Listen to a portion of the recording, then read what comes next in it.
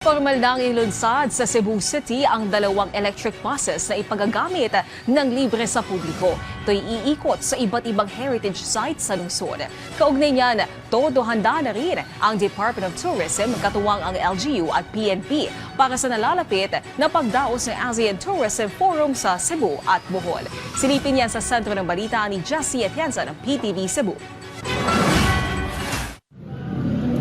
Ito ang dalawang units ng electric vehicle na mga bus na makikita sa Cebu City ngayon. Air-conditioned at may maximum capacity na 35 pasahero. PWD-friendly rin ang EV bus na libreng magagamit ng publiko.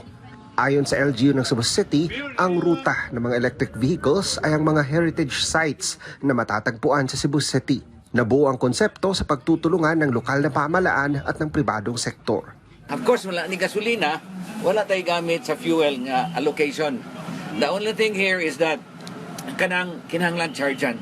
Nag-seminar na sa upat na ito nga driver. Duhaman ni, so kada sakyanan na duha ka driver, sila in charge ni ani. So dili na nato pagamitan og lain nga driver pagamiton sa mag-drive para maayog yun ang pag-maintain. Yan natay kanang nightlife responsibilidad. This is a heritage bus tour na to. Kunya ang oras niya is from 8 in the morning until 9 in the evening.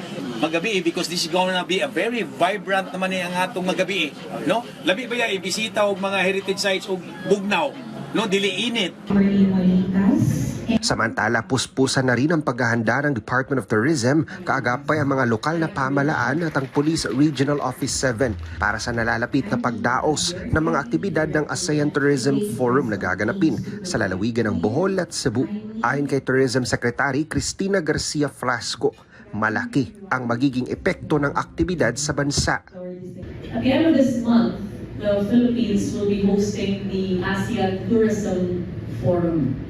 This will bring together tourism ministers, senior officials, national tourism organizations, advocates and leaders from all over the ASEAN region, as well as delegates from all over the world, coming together to push for the ASEAN as a unified but diversified destination, and of course, here to support the Philippines and to support Cebu's reinvigoration and full recovery as far as tourism is concerned.